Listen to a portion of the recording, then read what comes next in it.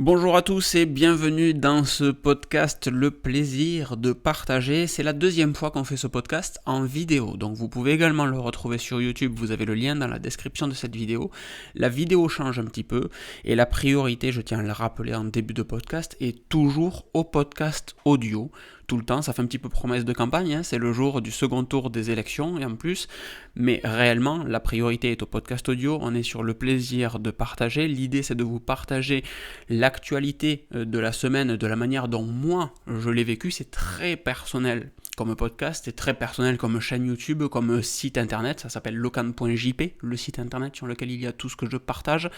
Et c'est pas pour rien en fait, c'est tout simplement parce que c'est ce que je trouve intéressant. Très nombriliste comme approche, je vous l'accorde, mais c'est un petit peu le sujet et c'est aussi un petit peu pour ça que vous venez, parce que avoir des trucs lisses, avoir des trucs journalistiques, ça va un peu quand on cherche une information neutre globalement, mais des fois on veut que quelqu'un prenne un avis et c'est pour ça que vous êtes là. Donc aujourd'hui on a plusieurs choses à voir, plusieurs choses à entendre dans votre cas, plusieurs choses à partager dans le mien.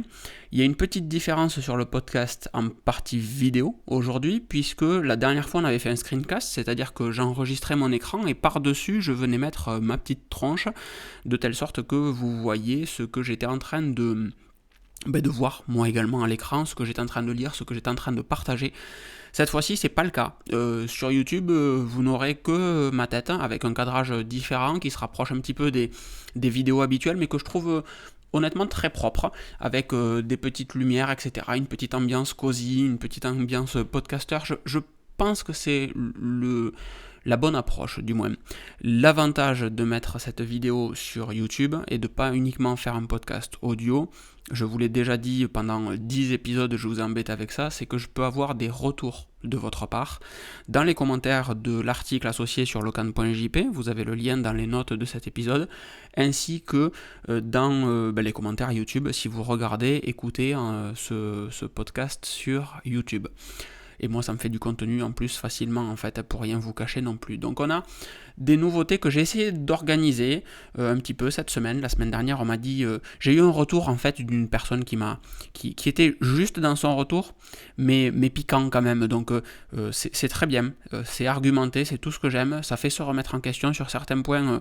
Mon argumentaire était plus adapté, le fait que ça soit personnel par exemple, mais pour le coup, ici on a un podcast qu'on va essayer d'organiser un petit peu parce que c'est vrai que ça partait un petit peu dans tous les sens. Donc on va commencer avec un petit peu de Tesla, un petit peu d'Elon Musk qui fait du Elon Musk comme d'habitude.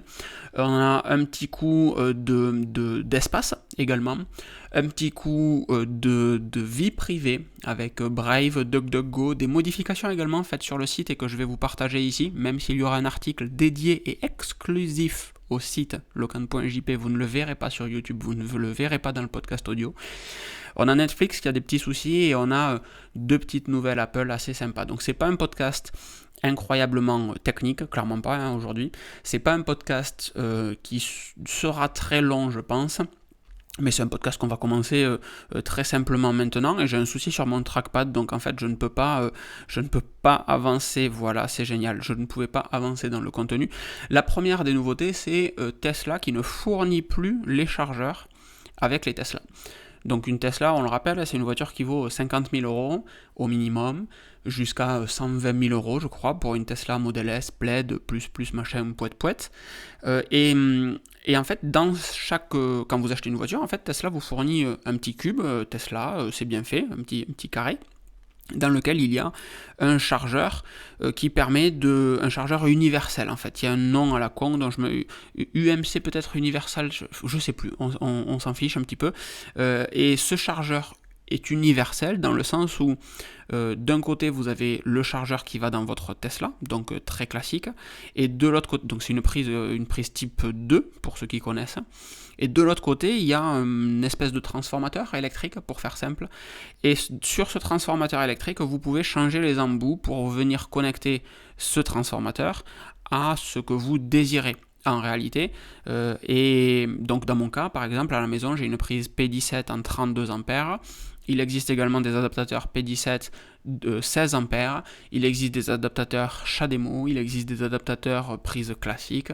Et donc par défaut, Tesla fournit ce chargeur pour que vous puissiez en rentrant à la maison, day one, brancher votre Tesla et la recharger chez vous. Ça semble normal en fait. Et ce chargeur simple, donc sur une prise classique, vous fournira du 8, 10, 12 ampères à quelque chose comme ça.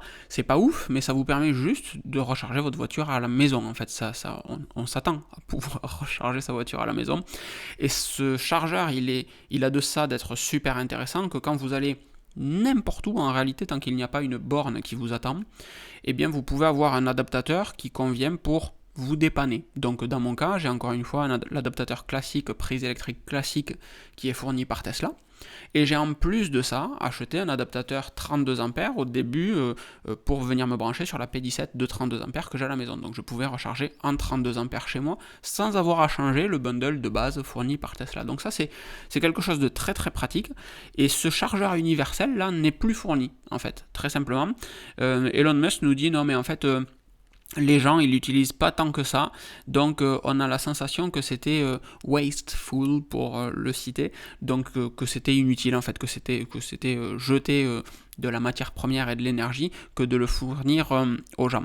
Donc il est maintenant fourni, il est maintenant vendu en tant que... C'est un petit peu comme si Apple fournissait pas les chargeurs en fait, très simplement, en disant que depuis qu'on est sur de l'USB-C, bon ben il n'y a pas de raison de vous fournir du MagSafe avec un Mac, donc le chargeur vous pouvez l'acheter en plus, mais en contrepartie, ben, le chargeur que vous allez acheter en plus, il aura tous les adaptateurs pour pouvoir l'utiliser partout dans le monde. Alors que jusqu'à maintenant, quand vous aviez ce chargeur Tesla, le chargeur n'avait qu'un seul adaptateur, encore une fois, la prise électrique classique. Maintenant, ce chargeur qui est vendu à part par Tesla est également fourni avec davantage d'adaptateurs. Donc c'est cool, mais il y a eu quand même un gros bashing là-dessus, vous vous en doutez. Et donc du coup, ils ont été obligés de faire un petit retour parce que ça ne fonctionnait pas en fait, parce que les gens n'étaient pas contents très simplement. Donc ils ont même baissé un petit peu le prix et inclus effectivement, donc il était avant à 275$ et il est maintenant à 200$. J'ai pas fait mon travail de regarder à quel tarif était maintenant l'adaptateur, donc c'est ce que je suis en train de faire honteusement, hein, je vous le confesse totalement, honteusement en même temps que je vous parle. Donc le Gen 2 connecteur mobile universel chez nous est toujours à 340€ et excessivement cher du coup, et surtout le stock est épuisé. C'est ça qui est très marrant en fait, c'est que aujourd'hui vous achetez une Tesla, le chargeur n'est plus fourni avec. Je ne sais pas si c'est valable en France ou qu'aux États-Unis, mais je pense que ça sera worldwide, comme on dit. Le chargeur n'est plus fourni avec, mais le stock est épuisé. Donc comment est-ce qu'on en récupère un? Comment est-ce que vous chargez votre véhicule? Je pense que c'est bizarre en fait. C'est bizarre, et pour ne dire que ça, parce qu'en vrai c'est juste pas cool de pas fournir le chargeur avec, très simplement. Quand bien même les gens ne l'utilisent pas, c'est du confort et c'est normal de l'avoir avec le véhicule. C'est pas parce qu'on l'utilise pas qu'on serait pas content si on l'avait. Donc le chargeur Gen 2 vaut 340€. Et il y a également un connecteur mobile filaire, j'ai aucune idée de ce que c'est, qui lui est à 695€. Je ne comprends pas pourquoi ce truc est si cher, et chaque adaptateur après vaut dans la cinquantaine d'euros, quelque chose comme ça. Donc ça fait quand même pas mal cher à rajouter après. Donc Elon Musk qui a dit on va baisser un petit peu ce tarif là. En parallèle de ça, Tesla a dévoilé son système d'assurance. Ça fait un petit moment que Tesla met en place un système de score aux États-Unis. Quand vous avez une Tesla, pour utiliser la fonctionnalité de pilote automatique, le vrai pilote automatique, pas celui que moi j'ai pu tester sur le site internet ou sur locan.jp, mais le vrai pilote automatique qui conduit tout seul, où vous ne touchez plus à rien du tout. Et donc on a un driver score, un score une note de conduite si vous voulez. Et l'assurance Tesla varie en fonction le montant de l'assurance Tesla varie en fonction de ce driver score. C'est-à-dire que si vous conduisez très bien, donc apparemment il y a deux manières de noter. Il y a un safety score sur votre conduite, un safety score de notes. Alors je sais absolument pas à quoi ça correspond, mais le tarif varie. Donc si vous avez ça c'est en place du coup dans plusieurs États, en Arizona, Colorado, Illinois, Ohio, Oregon, Texas et Virginie. Et les tarifs varient de $80 pour quelqu'un qui a un safety score de 93, un safety score de conduite de 93, un safety score ratings de 98, donc globalement haut, va payer $83 et ça peut monter à, de ce que j'ai sous les yeux, $130. Donc il y a quand même une vraie grosse variation et qui peut changer d'un mois à l'autre. Et ça c'est un petit peu marrant entre guillemets, mais en gros, ça vous fait clairement réfléchir à prêter votre voiture à quelqu'un de votre foyer qui conduit moins bien que vous. Parce que réellement, ça va faire varier fortement le montant de votre assurance. Mais bon, ça, qu'est-ce que je voulais dire ? Ça calme aussi un petit peu, c'est pas plus mal. On a fini avec Tesla sur cette partie-là. On va maintenant regarder la partie espace un petit peu. Et on a une mission, la mission AX-1, qui est la première mission spatiale privée vers l'ISS. Ils sont partis il n'y a pas longtemps en fait. C'était, je sais même plus, quelle honte. Oh là là là là, Locan. Je suis en train de chercher désespérément en même temps que je vous parle. Ils sont partis du centre spatial Kennedy le 8 avril. Voilà, ça y est, ça. Donc ça fait une grosse quinzaine de jours. Et ils sont rentrés sur Terre dans la nuit du mardi 19 au mercredi 20 avril. Et voilà, donc je dis voilà comme si c'était banal, mais on a envoyé 4 civils dans l'espace, donc qui ont sûrement eu un entraînement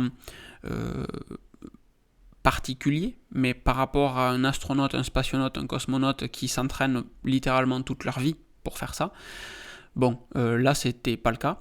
Donc c'était une expérience assez particulière de voir des civils arriver dans l'espace. Je me doute que ça doit être littéralement incroyable de voir tout ça, de partager tout ça. J'ai été surpris qu'on n'ait pas plus d'informations là-dessus.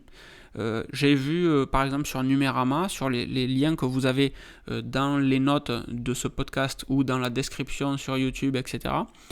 J'ai simplement vu des civils partent dans l'espace, des civils reviennent de l'espace, et c'est tout. Alors que c'est extraordinaire. C'est littéralement extraordinaire d'avoir des civils qui vont dans la station spatiale internationale. Et ouais, je trouve ça délirant. Donc il y a d'autres vols qui sont déjà planifiés pour d'autres civils. Ça c'est intéressant de le préciser. Et c'est SpaceX qui a fait voler, du coup, encore une fois, ces civils vers l'espace. Donc là-bas, ils ont fait quoi ? Ils ont fait quelques missions spatiales, quelques expériences scientifiques, mais on se doute que ce n'était pas des grosses expériences ou trop compliquées. Mais ils ont passé une dizaine de jours à bord de l'ISS. Et donc ils ont pu s'amuser avec l'impesanteur, ils ont pu glisser dans les coursives de la station, faire des saltos, des bulles d'eau pour les voir suspendus dans l'air. Tous les trucs classiques que n'importe quel adulte / enfant dans l'espace ferait. Je suis pas persuadé que je ferais mieux qu'eux, très clairement. Je pense que je jouerais beaucoup. Je vomirais peut-être aussi beaucoup. Et je pense qu'on ferait tous un petit peu pareil, très clairement. Parce que je sais pas vous, mais si vous êtes abonné à ce podcast, si vous écoutez ce podcast, il y a quand même de fortes chances que vous kiffiez les nouvelles technologies et en particulier l'espace et tout ce qu'on peut faire dans ces environnements incroyables. Je trouve ça juste délirant qu'on en soit au stade où on est tellement serein sur le décollage d'une fusée, sur toutes les technologies qui sont mises en place dans l'espace, qu'on puisse envoyer des civils qui, par définition, ne savent pas réagir aux situations de crise qu'ils pourraient rencontrer. Alors, ils sont toujours encadrés, mais bon, on peut se permettre d'avoir 4 tas de viande, 4 poids morts. Tas de viande, c'est un peu violent, j'aurais dû dire poids mort au début, mais c'est réellement ça, on a 4 personnes qui ne servent à rien, ne pourraient servir à rien, et qui sont en fait des boulets dans l'initiative, dans la possibilité où il y aurait un problème, en fait, dans la station spatiale, ou dans la fusée, dans la capsule qui les amène à la station spatiale. Ouais, je trouve ça prodigieux. Je trouve ça prodigieux. Par contre, on a un souci avec la fusée, avec le lanceur, c'est pas une fusée Locan, avec le lanceur SLS, qui n'est autre le Space Launch System, pour ceux qui ne sont pas proches du dossier. C'est la fusée XXL de la NASA qui est censée nous ramener sur la Lune. Et voyez ça comme, vous voyez vous imaginez peut-être sûrement les Saturn V qui étaient les gros lanceurs de l'époque où on partait sur la Lune et qui permettaient justement à la NASA d'envoyer les missions Apollo et les missions Gemini, ne serait-ce que ça. Et donc en fait, on a des nouveaux besoins, on a des technologies qui évoluent, etc. Donc la NASA réfléchit au SLS, Space Launch System, qu'on a vu sortir de son hangar, qu'on a vu se positionner sur son pas de tir et qui était censé réaliser des tests et qui a eu plein de problèmes. Alors j'ai pas réellement bossé le pourquoi est-ce qu'on s'embête avec un SLS alors qu'on a une Falcon Heavy. Est-ce que c'est juste pour un souci de gouvernance où la NASA veut avoir sa propre fusée, entre guillemets, être indépendante, ou est-ce que c'est que la Falcon Heavy n'est pas assez puissante par rapport à la SLS. Pareil, j'ai pas bossé du tout ce sujet-là. Falcon Heavy versus SLS, qu'est-ce que vous pensez que ça nous dit si on va chercher ça?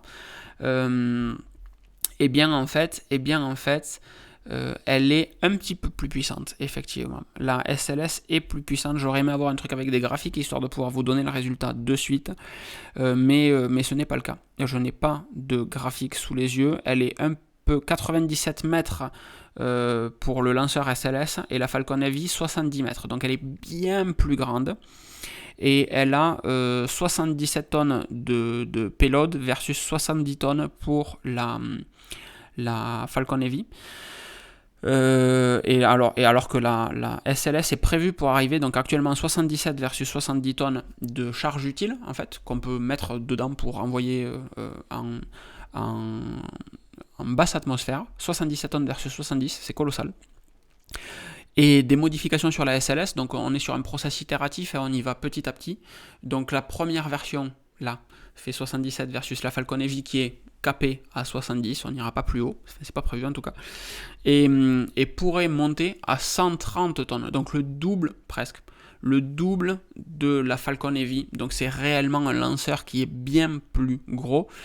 Ouais, c'est colossal, c'est colossal. Donc le développement de la Falcon Heavy chez SpaceX est conditionné, capé, j'ai fait un blanc radio, donc j'ai voulu vite reprendre l'audio, je suis désolé, aurait coûté 500 millions de dollars pour le développement. Alors que la SLS va coûter, ou a coûté, parce que l'article est un peu ancien, 23 milliards de dollars. Et ça c'est colossal. La Falcon Heavy est réutilisable, la SLS non. Vous lancez une SLS, alors chaque fusée coûte pas 23 milliards, mais vous lancez une SLS dans l'espace, perdu, game over, reconstruisez-en une autre. Alors que la Falcon Heavy est réutilisable à chaque fois. Donc, encore une fois, je ne suis pas suffisamment familier du dossier pour vous dire on aurait pu faire avec une Falcon Heavy ou avec 4 lancements de Falcon Heavy versus un lancement de SLS, peut-être. Mais je veux pas dire de conneries, je crois que c'est une Donald Trump, celle-là, en fait. Il me semble que c'est Trump qui avait volontairement poussé la NASA à retourner sur la Lune, c'est certain, mais à faire la SLS pour montrer la supériorité et que la Space Agency pouvait faire un truc cool. Donc oui, c'est une fusée colossale, 98 mètres de haut, sans la capsule Orion, donc, et 2500 tonnes. C'est incroyable. Donc c'est prévu pour la mission Artemis, puisque là je pars un peu en live tout seul, c'est prévu pour la mission Artemis, et il y a eu des problèmes lors des tests, donc je cite, de nombreuses améliorations doivent être apportées en dehors de la base de lancement, et la NASA va profiter de cette opportunité pour ramener SLS et la capsule Orion dans le Vehicle Assembly Building, le bâtiment d'assemblage. C'est l'agence spatiale qui a annoncé ça le 17 avril sur son site. La NASA a également précisé qu'elle avait remplacé une valve défectueuse au niveau du 2e étage du SLS et va réparer une fuite, ça craint des fuites sur une fusée si vous vous en doutez, va réparer une fuite au niveau des caissons de ravitaillement au pied de la fusée. Et elle indique qu'elle allait revoir le planning des opérations de test de chargement de gaz propulseur. Parce que effectivement, lors des derniers tests qui ont eu lieu le 14 avril, la NASA a réussi à charger à 49% le réservoir d'oxygène liquide et de 5% le réservoir d'hydrogène liquide. On n'y est pas, en fait. Quand tu charges ton truc à 49% et à 5%, c'est que il manque des éléments. On a ensuite... je vais y arriver. On a ensuite Brave et DuckDuckGo qui se battent un petit peu contre Google. Et ils ont raison, je vais vous le dire très clairement, ils ont raison. Ils se battent contre AMP, A-M-P. Vous l'avez peut-être déjà croisé ce truc. Quand vous allez en version mobile sur un site internet dont l'administrateur a fait le choix d'utiliser la technologie AMP, AMP de Google, vous avez une version du site web qui est une version mise en cache par Google spécialement pour les portables. Donc cette version est très simple, vous oubliez la mise en page du site, vous oubliez tout le travail d'affichage, etc. qui a été fait par le site, c'est une version remâchée par Google pour être plus facilement affichable, donc plus rapidement et plus confortable à la lecture sur votre téléphone mobile. Et en fait, le souci avec cette solution, c'est que le web passe par Google, c'est-à-dire que Google héberge une version en cache de votre page, et donc par définition, vous ne maîtrisez plus du tout ce qui se passe sur la page affichée, puisqu'elle est affichée par Google. Vous donnez l'autorisation à Google de le faire. Donc il y a évidemment un intérêt logique, ça permet d'avoir des pages plus souples, de ne pas se prendre la tête avec le fait de mettre à jour son site internet et d'avoir une version optimisée de son site internet pour les personnes qui ont des téléphones portables. Si je peux me permettre une digression, en 2022, ne pas se prendre la tête pour du téléphone portable alors que ça fait, j'exagère à peine, mais 10 ans que le responsive design est en place et qu'on pousse pour faire du mobile first pour les sites internet. Bon, ça veut juste dire qu'on a 10 ans de retard dans le game et qu'il faudrait peut-être se poser les questions de pourquoi on fait un site internet. Ceci étant dit, Brave du coup et DuckDuckGo mettent en place un programme qu'ils ont appelé DAMP, donc D-E-AMP, qui a pour but, très simplement, de désactiver le AMP sur les sites internet que vous allez visiter avec Brave ou DuckDuckGo. Donc quand vous allez sur un site internet qui utilise du AMP, avec Brave ou DuckDuckGo mobile ou desktop, d'ailleurs, je crois que c'est actif sur les deux, eh bien, Brave ou DuckDuckGo vont dire non, dégage, je veux pas de ton AMP, affiche-moi la vraie page derrière, quand bien même elle serait plus lente à charger.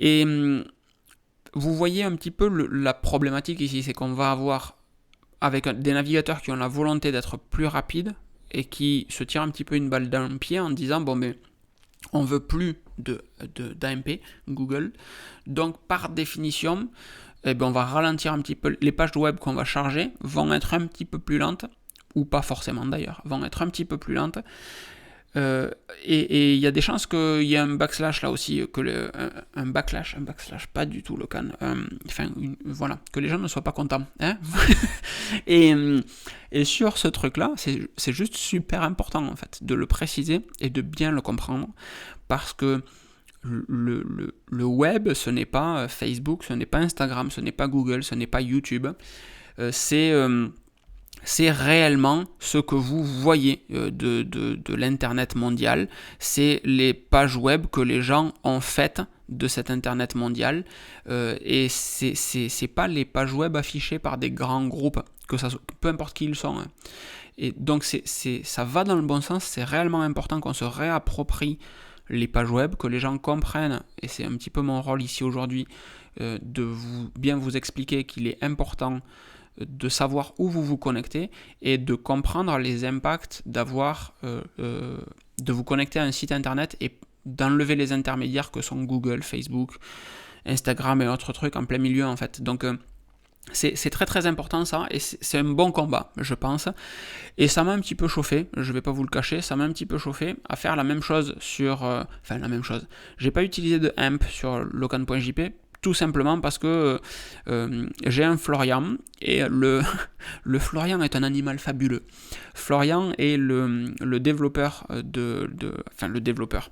Il y a eu plusieurs personnes qui ont contribué au locan.jp qu'on voit aujourd'hui, mais Florian m'assiste depuis plusieurs mois sur les mises à jour de locan.jp. Et donc on a mis en place plusieurs chantiers ensemble, Moi je dis ce qu'il faut faire et lui le fait en fait, hein. Donc c'est Florian qui a réalisé réellement plusieurs chantiers, dont des chantiers d'optimisation sur le site, pour s'affranchir de choses très simples comme du cache Cloudflare par exemple, pour ceux qui connaissent. Donc le cache Cloudflare, qu'est-ce que c'est ? C'est moi Locan, j'ai un site internet et je vais dire à une société tierce, Cloudflare par exemple, tiens, tu vas traiter toutes les requêtes qui sont faites vers mon site internet, tout le monde va se connecter vers chez toi, et toi ton rôle c'est d'aspirer, plus ou moins, de mettre en cache sur tes serveurs qui sont partout sur le monde, une version de mon site internet. Donc le problème, c'est que quand moi ou Florian, on fait des modifications sur le site, eh bien, il faut vider ce cache Cloudflare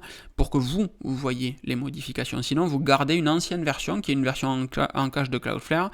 Et tant que je n'ai pas vidé le cache, vous n'avez aucun moyen de voir ce qu'il y a d'affiché réellement sur le site. C'est un petit peu comme un calque, si vous voulez, si vous êtes des pros de Photoshop, par exemple. C'est un petit peu la même chose. Et ça, c'est pas ouf. Donc, ce qu'on a fait, c'est qu'on a travaillé très fortement sur Locan.jp pour le faire passer d'un site grade C, qui est standard, à un site grade A+.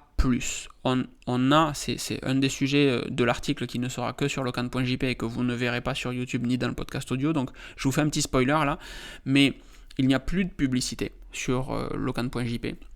Il n'y a plus de cache Cloudflare et on a amélioré nos performances en enlevant le cache Cloudflare, ce qui n'arrive jamais en fait, très simplement. Donc Florian a fait un travail incroyable, vraiment, j'en profite pour le féliciter ici dans le podcast audio et dans la version vidéo. Merci Florian et bravo, vraiment.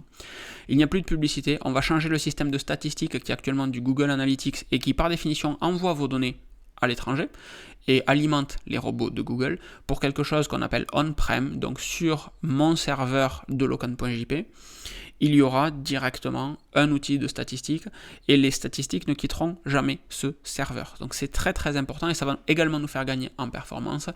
Et on a également un petit pixel qui se balade de statistiques de MailChimp, qui est l'outil de mailing list, dont vous avez les liens dans les notes du podcast et dans la description de cette vidéo pour vous abonner à tous les nouveaux articles sur Locan.jp. Je vous encourage vraiment à le faire, c'est le moyen le plus simple de toujours rester connecté avec les bêtises que je peux dire sur internet. Et on a un petit pixel de statistiques également à virer là-dessus. L'idée, et plein d'autres choses que je détaillerai dans une vidéo exprès, mais l'idée est de donner l'exemple en fait, très simplement.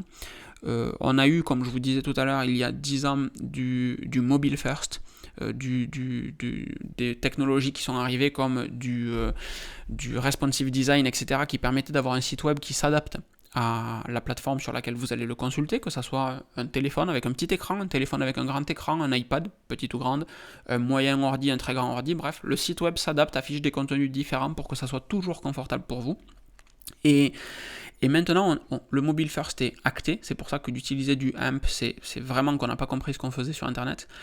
Et on part sur du privacy first maintenant. Alors je l'ai dit avec une plosive très violente, mais le privacy first, qu'est-ce que ça veut dire ? C'est que quand on construit un service, quel qu'il soit, que ce soit un site internet ou dans une administration, j'ai un petit peu de passif là-dessus, dans une administration, quand on propose un site internet, quand on propose un service web, les inscriptions au centre de loisirs, les inscriptions sur des listes électorales, puisque c'est la mode en ce moment par exemple, tous ces services-là doivent passer des process de validation et doivent être réellement réfléchis avec la vie privée et la sécurité en premier. C'est-à-dire que quand on propose un site internet, moi j'essaye aujourd'hui d'inclure ce qu'on appelle du GPC, du Global Privacy Control, si je dis pas de bêtises.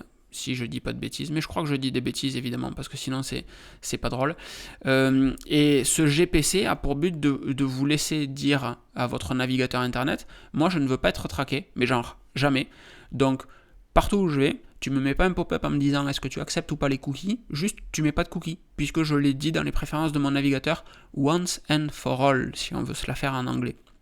Et ce système-là, il est juste très important, donc c'est quelque chose qu'on est en train de mettre en place sur Locan.jp. On a également amélioré la sécurité. On est passé d'un site qui était grade B à un site qui est grade A+, sur les tests SSL de sécurité.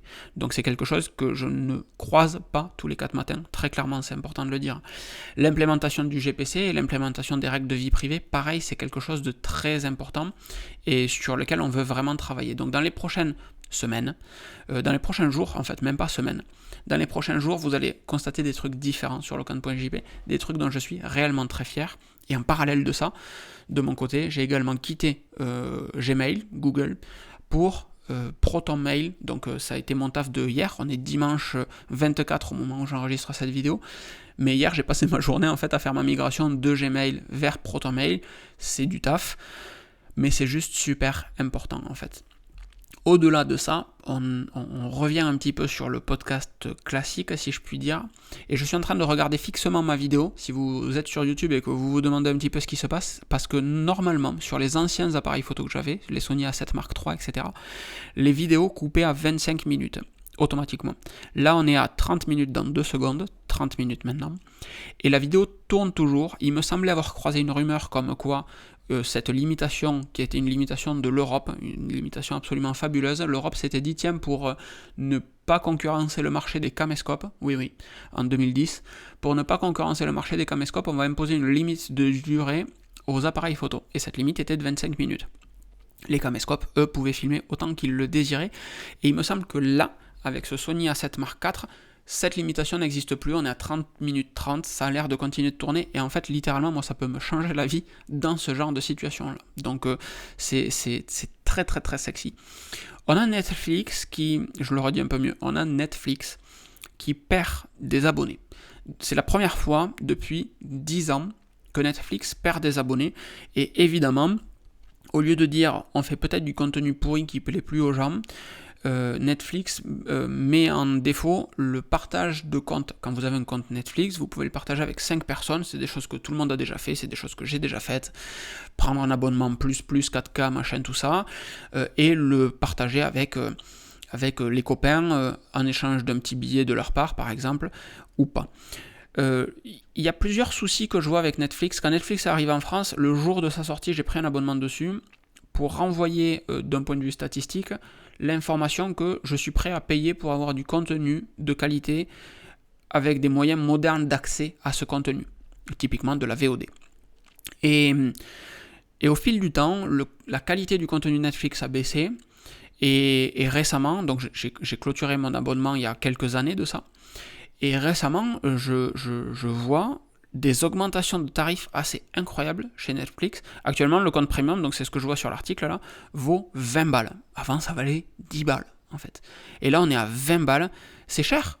C'est cher, ou alors il faudrait les remettre à 10 et plus avoir de count sharing si c'est votre souci, mais 20 balles, je trouve ça quand même excessif. Donc, le co-CEO de Netflix, donc Reed Hastings, a indiqué qu'il n'était pas totalement fermé au fait de mettre de la publicité sur Netflix. Donc en fait, vous payeriez un service et on pourrait mettre de la publicité d'ici 1 à 2 ans. Littéralement, c'est indiqué d'ici 1 à 2 ans. Je trouve ça dommage de la part de Netflix. En fait, ils ont eu une période trop facile, une période fast dans laquelle tout ce qu'ils faisaient, ça marchait, en fait, parce qu'il n'y avait pas de concurrents. Aujourd'hui, il y a Disney+, qui arrive, il y a HBO, Max, machin, poète, il y a Apple TV+, alors c'est ridicule, Apple TV+, en part de marché, mais ils ont une force incroyable, c'est que du moment que vous avez un device Apple, vous pouvez avoir du Apple TV+. Et Apple TV+, eux, pour le coup, c'est le Netflix d'il y a des années. Ils ne font que des séries originales, ils ne font que des très bonnes séries. Je vous avais fait un article et une vidéo en vous indiquant pourquoi est-ce que j'aimais autant le contenu Apple.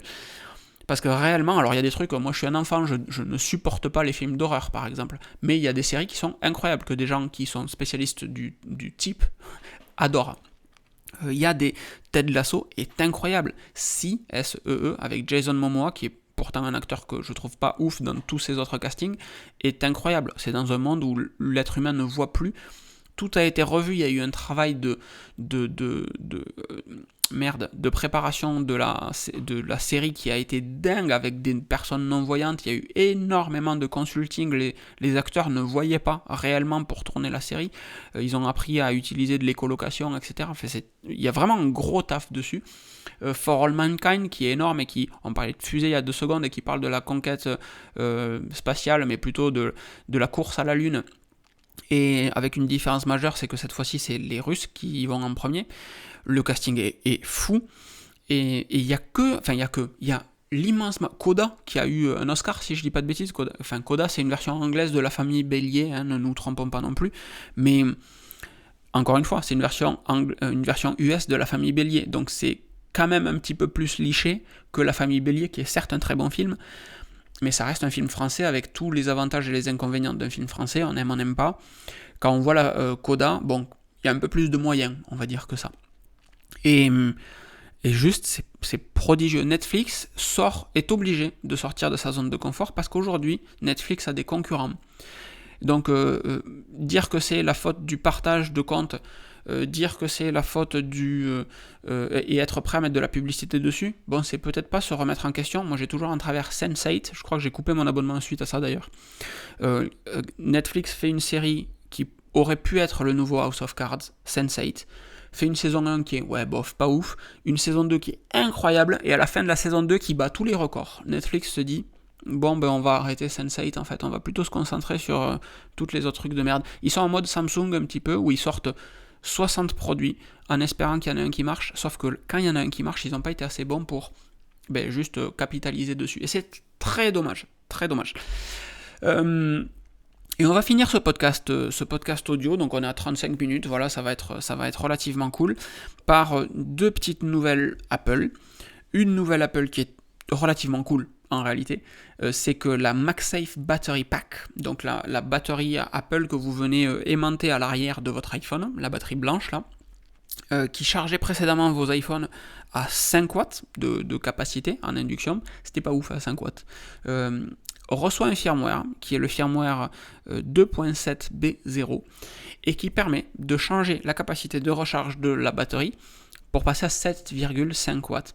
Et ça, c'est beaucoup trop stylé, parce que juste avec un petit firmware, boum, on augmente les capacités, donc ça veut dire qu'Apple l'avait dans les tuyaux depuis un petit moment, parce qu'on ne va pas modifier des circuits avec un firmware, très clairement, mais ils avaient prévu de faire ce genre de choses, et c'est juste trop cool, en fait, c'est juste trop cool. Je vous avais fait un article pour vous expliquer comment l'avoir gratuitement, cette batterie.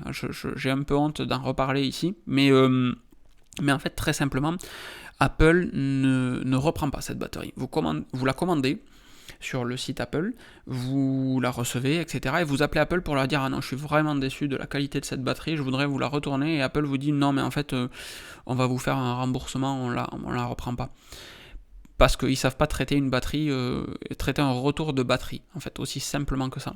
Donc, si vous commandez cette batterie, quelqu'un l'a fait il n'y a pas longtemps et m'a confirmé que c'était bon. Enfin, il n'y a pas longtemps, c'était le mois dernier. C'est à vos risques et périls, mais au pire, vous perdez du temps, puisque si elle vous plaît pas, vous la renvoyez, ils vous remboursent, fin de sujet.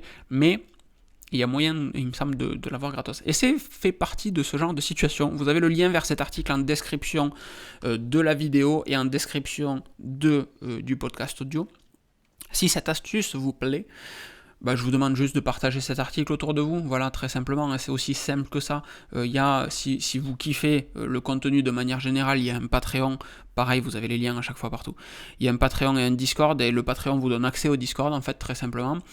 Et le Discord est ouf en termes de contenu. C'est sur le Discord qu'on valide toutes les nouveautés. Le fait de supprimer la publicité, par exemple, sur le site, c'est soumis au vote sur le Discord. Les vidéos sont publiées dès qu'elles sont tournées. Donc là, par exemple, ce soir, il y a de très fortes chances qu'il y ait toutes les vidéos de la semaine prochaine sans les publicités dessus. Voilà, c'est l'antichambre du site. Et il y a vraiment des gens exceptionnels sur ce Discord, donc je les adore réellement. Et on ne serait pas là aujourd'hui tous si le Discord n'avait pas été là dans des moments difficiles ou même dans des moments faciles, parce qu'il m'aide à prendre des bonnes décisions ou à ne pas en prendre des mauvaises. Et c'est excessivement agréable d'être entouré de gens intelligents comme ça. Donc merci les gars, bisous. On a, pour finir du coup, Apple qui arrête macOS Server. Voilà. Ce podcast est terminé. Non, je déconne à peine, hein, mais c'est un petit peu ça. Apple arrête macOS Server. On le voyait depuis un petit moment qu'Apple allait arrêter macOS Server. Ça fait un petit moment qu'il n'y a pas eu de mise à jour réellement importante dessus. Pour autant, c'était vraiment utile en fait, un macOS Server, si vous aviez un parc de Mac, si vous aviez des besoins particuliers. Et Apple a vraiment, réellement bossé sur plein de sujets. Des serveurs XAN, etc., qui n'existaient pas à l'époque. Alors on l'oublie un petit peu aujourd'hui, il y a des grosses technologies comme VMware, comme Vim pour le backup, comme des technologies hardware également. Mais à l'époque, en fait, du même qu'un réseau Wi-Fi aujourd'hui c'est admis, le Wi-Fi ça a été porté par Apple, les enfants. Le Thunderbolt que vous voyez sur vos ordinateurs, l'USB-C que vous kiffez tant et que Apple n'a pas introduit partout, c'est des schémas d'Apple. C'est Apple qui a fait tout ça. D'accord ? Donc c'est un petit peu comme Mercedes en voiture, on aime, on n'aime pas, je suis pas fan. Mais c'est Mercedes qui a inventé l'airbag, la ceinture de sécurité, plein de choses quoi. Un petit peu comme l'œuvre pour les télés, pareil. Enfin voilà, il y a plein de choses comme ça, plein de Kodak pour la photographie. Bon, le parallèle est compliqué un petit peu là-dessus. Mais Apple a inventé plein de choses et sur la partie serveur, Apple a démocratisé plein de trucs qui ont été ensuite utilisés par d'autres ressources et par d'autres entreprises, mais voilà, c'est la fin d'une époque, plus de macOS Server. Vous voulez faire un annuaire, il vous faudra utiliser de l'Open Directory et ce genre de bêtises, mais c'est un peu dommage, voilà. Je vous le dis, vous le sentez peut-être dans ma voix, mais je vous le dis avec une petite pointe d'émotion, parce que comme quand ils ont arrêté en fait les bornes AirPort, quand ils ont arrêté de faire leur propre matériel Wi-Fi, ouais, on perd une partie de l'écosystème, réellement. Alors perdre des serveurs aujourd'hui, des parcs que d'Apple, surtout avec iCloud, c'est de plus en plus rare. C'est un petit peu comme Office 365 par exemple, on n'a plus de serveur de licence, on a un Office 365, on donne les codes aux gens et en avant. Mais c'est un petit peu la même chose pour macOS Server on-prem. C'était une autre époque. Mais c'est la fin justement de cette autre époque. On part vraiment vers du tout cloud, vers du tout centralisé, toujours accessible, etc. Et on rejoint un petit peu les missions du coup de Brave, de DuckDuckGo, du réseau Tor, de toutes ces choses comme ProtonMail qui fait un taf excellent. De remettre l'utilisateur au centre de l'écosystème au lieu de tout laisser partir loin de l'utilisateur. Et voilà, ça sera le mot de la fin. Essayez de garder ça en tête, en fait. Essayez d'être vigilant sur le où sont vos données. Il y a une phrase que je déteste, mais si c'est gratuit, c'est que c'est vous le produit. Je la déteste parce qu'elle est rentrée dans le langage courant, en fait, très simplement, donc elle n'a plus le poids qu'elle pouvait avoir il y a 15 ans de ça. Mais faites attention où sont vos données. Ne vous dites jamais que... arrêtez de vous dire plutôt que vous n'avez rien à cacher, c'est pas vrai. Si vous avez rien à cacher, donnez-moi votre téléphone, donnez-moi votre code de compte bancaire, et laissez-moi faire ma vie avec, en fait. Vous avez forcément des choses à cacher. Et en fait, au-delà de tout ça, il y a votre identité sur Internet, votre identité tout court, dépend de tout ce que vous faites, en fait. Et votre identité est calculable, analysable, recompilable en fonction de tout ce que vous faites sur différents réseaux. C'est pour ça que je quitte Google, mais il va falloir du temps, parce que Google a ma déclaration d'impôt, parce que Google a mon compte bancaire, parce que Google n'a pas les accès à mon compte bancaire, mais Google sait dans quelle banque je suis, à quelle fréquence je reçois des comptes, à quelle fréquence je reçois des mails. Il peut savoir, ça arrive pas, heureusement parce que je fais attention, mais si j'étais à découvert tous les mois, Google pourrait savoir que je suis à découvert tous les mois. Il y a plein de trucs qui remontent, en fait, juste avec vos mails, par exemple. Donc soyez juste vigilants avec ça. Voilà, je finis là-dessus. Je vous remercie toutes et tous d'avoir écouté ou regardé ce podcast. S'il vous a plu, il est très important pour moi que vous vous abonniez, évidemment. Alors, soit au podcast, sur la plateforme avec laquelle vous êtes en train de l'écouter, soit sur YouTube. Il y a plein de contenus, plein de vidéos qui sont intéressantes. N'hésitez pas à aller vous balader un petit peu dans la chaîne. Mettez des petits pouces sur YouTube, mettez une note sur votre application de podcast, mettez un commentaire sur votre application de podcast. Et si vous êtes déjà abonné, que vous avez déjà fait tout ça, partagez simplement cet épisode à quelqu'un. Parce que c'est partagé, c'est cool en fait. Il y a une chaîne qui a un slogan fabuleux, ça aurait dû être le mien, j'ai pas été assez bon, ils ont été bien meilleurs. Partager, c'est sympa, et cette chaîne YouTube est incroyable d'ailleurs, allez y faire un tour. Partager, c'est sympa, moi c'est le plaisir de partager, ça fait 15 ans que je propose du contenu gratuitement pour vous. Voilà, je vous demande juste de le partager à votre tour. Je vous fais des bises, je vous souhaite une excellente fin de journée, un très bon dimanche, et on verra ce soir qui en a comme président. Des bises encore une fois, ciao ciao.